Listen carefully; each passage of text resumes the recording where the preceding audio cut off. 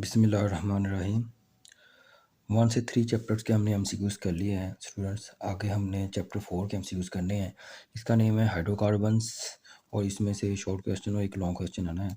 तो देखिए इसमें एमसीक्यूज़ कौन सा आ सकता है। हाइड्रोकार्बन किन से मिलकर बनते हैं, तो देखिए कार्बन और हाइड्रोजन से ये मिलकर बनते हैं। उससे अगले पेज पे है जो उसमें सैचुरेटेड हाइड्रोकार्बन्स क्या होते हैं, अनसैचुरेटेड हाइड्रोकार्बन्स क्या होते हैं। और यहाँ पे ये एमसीक्यूज़ है CnH2n+2, ये एज एमसीक्यूज आ सकता है आपको। इसी तरह इसका जनरल फार्मूला क्या होता है अनसैचुरेटेड हाइड्रोकार्बन्स का, जिसमें से CnH2n ये एल्कीन का जनरल फार्मूला है और इसका फंक्शन ग्रुप होता है C डबल बॉन्ड। इसके बाद आगे अल्काइंस हैं। अल्काइंस क्या आते हैं, इनको हम क्या कहते हैं, ये पैराफिन्स कहते हैं इनको। पैरा मीन्स लेस अफिन मतलब एफिनिटी या रिएक्टिविटी। सोर्सेज ऑफ एल्केन है, इसके अंदर एमसीक्यूज हैं। देखें इसमें ये जो सेकंड एमसीक्यूज है कि मीथेन जो होता है नेचुरल गैस में, सुई गैस में 85% होता है। ठीक है, इसके बाद हम इसको कैसे हासिल कर सकते हैं, इसको फ्रैक्शन डिस्टिलेशन के ज़रिए आ सकते हैं। पूछ सकता है कि मार्श गैस क्या होती है और कैसे बनती है। ये वेजिटेबल मैटर के बैक्टीरियल के डिके से ये बनती है। आगे हाइड्रोजनेशन का मतलब क्या है, ये पूछा जा सकता है आपसे या एमसीक्यूज में। तो इसका मतलब होता है addition of molecular hydrogen in alkene and alkynes। किन कैटलिस्ट की मौजूदगी में होता है ये, निकल हो गया कैटलिस्ट, और दो और हैं। ये हम यहाँ पे टेम्परेचर देते हैं 250 से लेकर 300 डिग्री सेंटीग्रेड। अगर हमने यही अगर रिएक्शन रूम टेम्परेचर पर करवाना हो तो हम उस वक्त लेते हैं प्लाटिनम और प्लाडियम। ठीक है, ये दो कैटलिस्ट लेते हैं। आगे reduction of alkyl halides, reduction means addition of nascent hydrogen. ठीक है, और ये एमसीक्यूज हैं कि कौन से कैटलिस्ट होते हैं, जिंक डाइल्यूट HCl। इसके बाद ये है आगे इस यहाँ पे है हैलोजिनेशन। तो इसमें जो एमसीक्यूज है वो सब्स्टिट्यूशन रिएक्शन होते हैं। तो अल्केन जो होते हैं ये रिप्लेसमेंट रिएक्शन देते हैं। तो देखें इसमें कौन कौन से बनते हैं कंपाउंड्स। कार्बन टेट्राक्लोराइड होता है, क्लोरोफॉर्म होता है, dichloromethane, chloromethane. Uses of methane and ethane है इसमें। कंप्रेस्ड नेचुरल गैस, ये हम ऑटोमोबाइल में यूज़ करते हैं। इससे अगले पेज पे है ये वाला, यहाँ पे है। इसके अंदर आपने एमसीक्यूज पढ़ लेने हैं, क्लोरोफॉर्म कहाँ यूज़ होता है और कार्बन टेट्राक्लोराइड कहाँ यूज़ होता है। और कार्बन ब्लैक शू पॉलिशेज में, प्रिंटर इंक्स में और फिलर में इंडस्ट्री में होता है। अल्कीन का दूसरा नेम क्या है, तो हम इनको ओलिफिन्स कहते हैं क्योंकि ये ऑयल फॉर्म में बनाते हैं। कब बनाते हैं, जब ये हेलोजन से रिएक्ट करते हैं।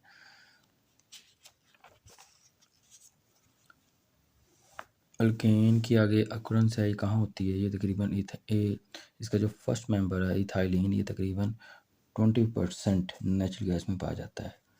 आगे ये इनकी यहाँ पे देखें ये आगे एमसीक्यू जो है वो है डिहाइड्रेशन ऑफ अल्कोहल है। डिहाइड्रेशन का मतलब पूछा जा सकता है, इसका मतलब है रिमूवल ऑफ वाटर। किस टेम्परेचर पर होता है, 180 पे। और ठीक है, इसमें आगे है dehydration of dehydrohalogenation of alkyl halides. कब होती है, ये अल्कोहलिक KOH की मौजूदगी में होता है यहाँ पे रिएक्शन। ठीक है, अल्कीन्स क्या होते हैं, ये नॉन पोलर होते हैं, वाटर में इंसोल्यूबल है। एडिशन रिएक्शंस क्या होते हैं, ये H2Cl2, हम इनको अल्कीन में ऐड करवा सकते हैं, इसलिए हम इनको एडिशन रिएक्शन कहते हैं। हेलोजिनेशन हाइड्रोजनेशन का मतलब क्या है, पहले भी हमने रिपीट कर चुके हैं। इसका मतलब होता है मॉलिक्यूलर हाइड्रोजन। कौन सा रिएक्शन इंडस्ट्रियल स्केल पर होता है, तो हम जब अल्कीन में हाइड्रोजन को पास करवाते हैं तो वहाँ पे वनस्पति घी बनता है। ठीक है, मार्गरीन बनता है, तो हम इसको इंडस्ट्रियल सतह पे करवाते हैं ये रिएक्शन। आगे ये ऑक्सीडेशन ऑफ एल्कीन है विद KMnO4 है। कौन सा इसमें कंपाउंड बनता है, इथीन ग्लाइकोल बनता है। ठीक है, ये एक्सरसाइज में भी है आपके MCQs यहाँ पे भी। तो इसके बाद इथाइलिन कहाँ यूज़ होती है, आर्टिफिशियल राइपनिंग में। ठीक है, ये जस्ट आपने इसको देख लेना है, तो इसमें भी MCQs आ सकते हैं। तो इसमें एक ये MCQs है कि ये कहाँ जो ये इथीन है ये पॉइजनस मस्टर्ड गैस होती है जो कि केमिकल वॉरफेयर में यूज़ होती है, यानी कि World War I में ये यूज़ हुई थी। आगे अल्काइंस है, अल्काइन का जनरल फार्मूला है C2H2 है।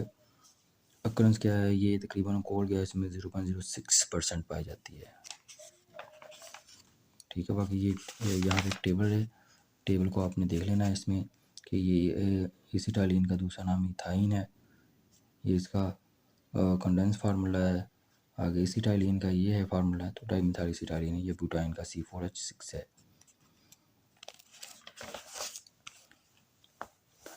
इसके बाद आगे हैं ये प्रिपरेशन ऑफ अल्काइंस है कि हम कब रिएक्शन करवाते हैं। डीहाइड्रोहैलोजिनेशन ऑफ फिसिनल डाइहैलाइड्स अल्कोहलिक 100 डिग्री सेंटीग्रेड और KOH की मौजूदगी में रिएक्शन होता है। इसी तरह टेट्राहैलाइड जो होती है, ये जिंक डस्ट की मौजूदगी में रिएक्शन होता है। जिंक डस्ट यहाँ पे एज अ कैटलिस्ट यूज़ होता है। आगे इसके बाद यहाँ पे है ऑक्सीडेशन ऑफ KMnO4 है। कौन सा कंपाउंड बनते हैं, दो बनते हैं यहाँ पे, ग्लाइऑक्सल बनता है जो इंटरमीडिएट होता है, उसके बाद ऑक्सैलिक एसिड बनता है।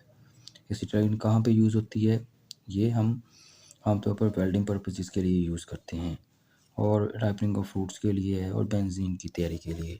ठीक है, वहाँ पे हम यूज़ करते हैं। आगे इसके MCQs हैं,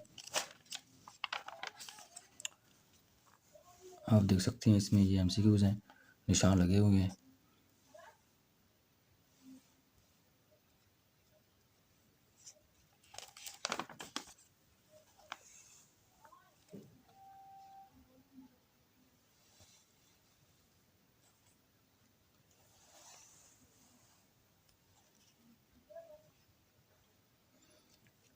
नेक्स्ट जो चैप्टर है वो 5 चैप्टर है जो बायोकेमिस्ट्री है। तो बायोकेमिस्ट्री की डेफिनेशन भी आई हुई है। इसका मतलब क्या होता है, बायोकेमिस्ट्री जो होती है ये मैक्रोमॉलिक्यूल्स को डील करती है, यानी कि carbohydrates, protein, lipids, nucleic acid and vitamins को। सबसे पहला जो इसका मेंबर है वो है कार्बोहाइड्रेट्स। क्या होता है ये पूछा जा सकता है आपसे कि carbohydrates defined as polyhydroxy aldehyde या कीटोन। ये एज MCQ इनका जनरल फार्मूला एज MCQ आ सकता है। आगे ये कब तैयार होते हैं, सनलाइट और क्लोरोफिल की मौजूदगी में। कितनी टाइप्स हैं, कितनी क्लासिफिकेशन है इसकी, 3 हैं। मोनोसैकेराइड में कितने कार्बन आइटम होते हैं, 3 से 9 होते हैं।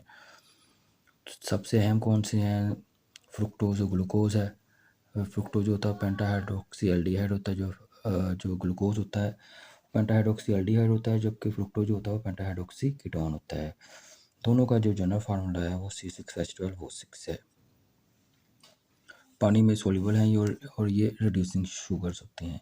ओलिगोसैकेराइड कहता है 2 से 9 यूनिट्स मोनोसैकेराइड्स के इसके प्रोड्यूस होते हैं। अहम जो पॉलीसैकेराइड्स के हैं यहाँ से पूछा सकता है आपको, वो स्टार्च एंड सेलुलोज है। सोर्सेज में देखें इसमें ये लैक्टोज है, ग्लूकोज और गलैक्टोज से मिलकर बनता है, जो कि मिल्क और डेयरी प्रोडक्ट्स में पाया जाता है। माल्टोज कहाँ पाया जाता है, ये भी MCQs है। सीरियल्स में है। पॉलीसैकेराइड्स क्या है, स्टार्च एंड सेलुलोज। कहाँ होते हैं, क्रॉप्स में, व्हीट में, बार्ले में। कॉटन क्या है, प्योर सेलुलोज है। आगे इसके यूजेस हैं कि ये हमारी बॉडी में अमाउंट ऑफ शुगर लेवल को मेंटेन रखते हैं। अदरवाइज कौन सी आपको डिजीज़ हो सकती है, MCQ में आ सकता है, लो शुगर लेवल से हाइपोग्लाइसीमिया। अगर आप प्रोडक्ट्स ये हमें मसल को क्रैम्पिंग से बचाते हैं, क्रैम्प होने से बचाते हैं।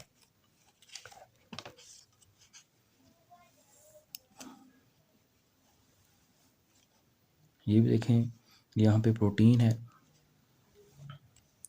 प्रोटीन क्या है, नाइट्रोजनियस कंपाउंड्स है। किन से मिलकर बनते हैं, 5 यहाँ पे एलिमेंट्स दिए हुए उसने, उनसे मिलकर बनते हैं। इनका किससे ये आपस में जुड़े होते हैं, पेप्टाइड लिंकेज के जरिए। कितने होते हैं, एज MCQ 10,000 अमाइनो एसिड्स होते हैं यहाँ। और हमारे जो ड्राइव सेल है उसका 50% होता है प्रोटीन पे मुश्तमिल। आगे कितने अमाइनो एसिड्स से मिलकर प्रोटीन बनती है, 20 amino acids. Essential non essential है, ये भी आप देख लीजिएगा। आगे ये इसके सोर्सेज हैं, इसको आपने लॉन्ग तो तैयार करना ही करना, इसमें कई MCQs भी आपको तैयार हो जाएंगे। जिस तरह ये एंजाइम्स हैं, एंजाइम क्या होते हैं, ये भी प्रोटीन्स होते हैं जो स्पेसिफिक होते हैं अपने नेचर में, और ये ब्लीडिंग को रोकते हैं, ब्लड कैंसर में यूज़ होते हैं।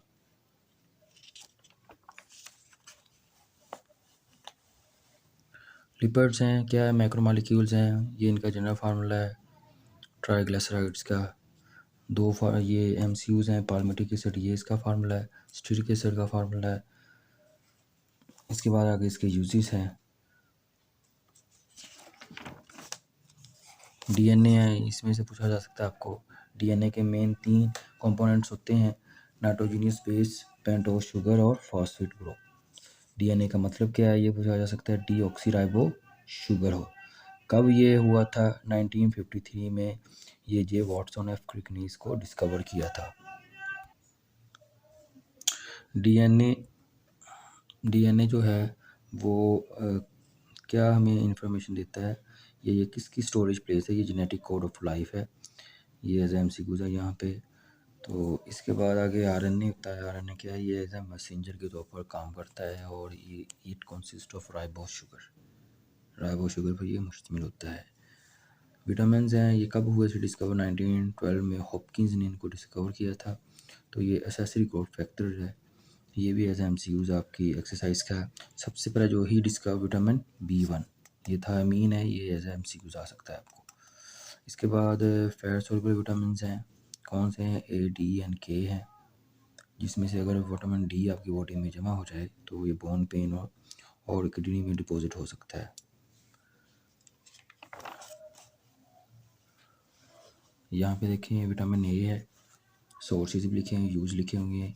इनसे कौन सी डिजीज़ होती है? नाइट ब्लाइंडनेस, आई इन्फ्लेमेशन। विटामिन D है, इसके सोर्स लिखे हुए हैं, इसको आपने याद करना है। ये कहाँ यूज़ होता है? कैल्शियम को अब्जॉर्ब करता है और रिकेट्स की बीमारी होती है। वाटर सोल्युबल विटामिन हैं। विटामिन C का नाम पूछा जा सकता है आपसे। कितने विटामिन हैं? देखें, B कॉम्प्लेक्स है, इसमें 10 विटामिन होते हैं। और विटामिन C क्या है? इसका दूसरा नेम एस्कॉर्बिक एसिड होता है। ये आपको एज MCQ आ सकता है। आगे एक्सरसाइज के हैं,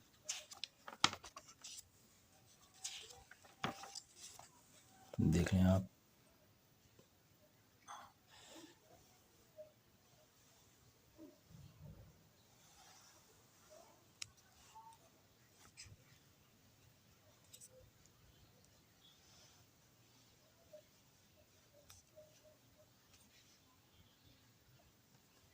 चैप्टर 6 है, उसके MCQs हैं। कॉम्पोजिशन ऑफ एटमॉस्फेयर, इसकी फर्स्ट डेफिनेशन है।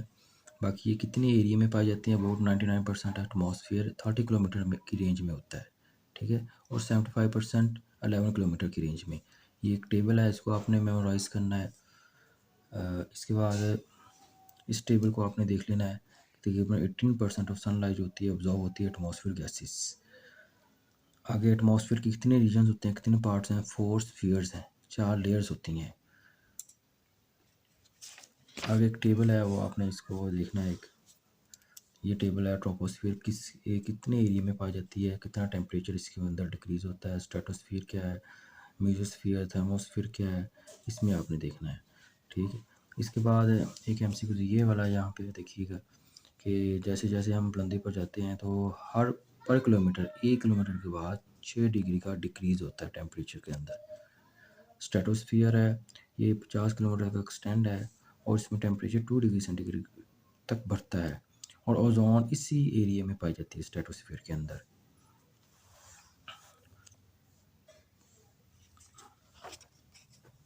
आगे यहाँ पे हैं टाइप्स ऑफ प्लूटन्स में। देखें इसमें प्राइमरी क्या होती हैं, सेकेंडरी क्या है, इसको आपने याद कर लेना है। ये देखें इसके आगे एग्जांपल दी हुई हैं, आपने इसको याद करना है, ठीक है। ये देखें PN जो है ये भी एज MCQs आया हुआ है। इसका मतलब क्या होता है? पर ऑक्सी एसिटाइल नाइट्रेट। और इसके बाद ये है इनकी, यहाँ इनमें से भी आ सकता है, ठीक है, MCQs। आगे ग्रीन हाउस इफेक्ट क्या होती है, इसे जो असरात हैं उनमें से भी एज MCQs आए हुए हैं पेपर में। देखिए इफेक्ट ऑफ ग्लोबल वार्मिंग, कितना टेम्परेचर बढ़ता है? 0.05 डिग्री एवरी ईयर। उसके बाद इस अगर ये जब मेल्ट होते हैं ग्लेशियर्स तो फ्लड रिस्क और इंटेंस ट्रॉपिकल साइक्लोन्स आते हैं। तो एक ये है कि CO is a air pollutant, ये डेंजरस गैस है। और ये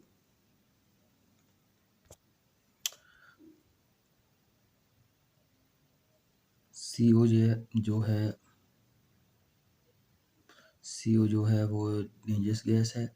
इसके बाद जो नेक्स्ट है वो है सल्फर कंपाउंड्स हैं। इसके एज MCQs हैं यहाँ पे कि SO2 is a colour gas having irritating smell. तो इसके बाद नेक्स्ट है नाइट्रोजन कंपाउंड्स हैं। ठीक है, एसिड क्या होती है, इसकी pH क्या है? एसिड की जो pH होती है वो 5.6 से 6 तक की रेंज तक होती है इसकी। लेकिन जब इसमें ये मुख्तलिफ एसिड्स या इसमें एब्जॉर्ब होते हैं तब इसकी जो pH होती है वो रिड्यूस हो जाती है 4 तक।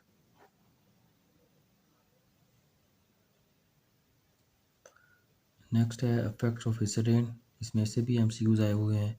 इसमें स्पेशली देखें कि एल्यूमिनियम है, आयन जब ये फिश में जमा होता है उनके अंदर एकोमोलेट होता है तब ये उसके क्लॉक्स को बंद कर देता है जिससे उसको सफोकेशन होती है, अल्टीमेट डेथ ऑफ फिश।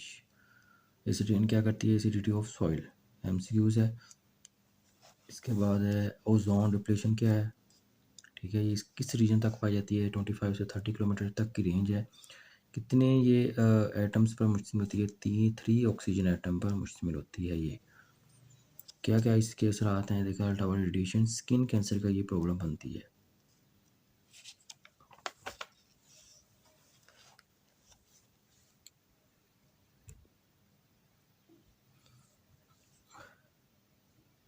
आगे ओजोन डिप्लेशन है और उसके इफेक्ट हैं। इसमें ओजोन जो है ये एलोट्रोपिक फॉर्म ऑफ ऑक्सीजन है। कितने एटम्स पर मुश्तमिल होती है? ये 3 ऑक्सीजन एटम पर मुश्तमिल होती है। कितने एरिया में पाई जाती है? 25 से 30 किलोमीटर की रेंज में ये एग्जिस्ट करती है। अगर ये ओजोन ना हो तो हमें स्किन कैंसर की बीमारी हो सकती है। आगे हमारे पास तो ओजोन होल की डेफिनेशन है। ओजोन होल कहाँ पाया गया था सबसे पहले? तो ये ओजोन होल सबसे पहले 1980s में अंटार्कटिका और 1990s में आर्टिक ओशन में पाया गया था, यानी कि उस एरिया में एग्जिस्ट हुआ था।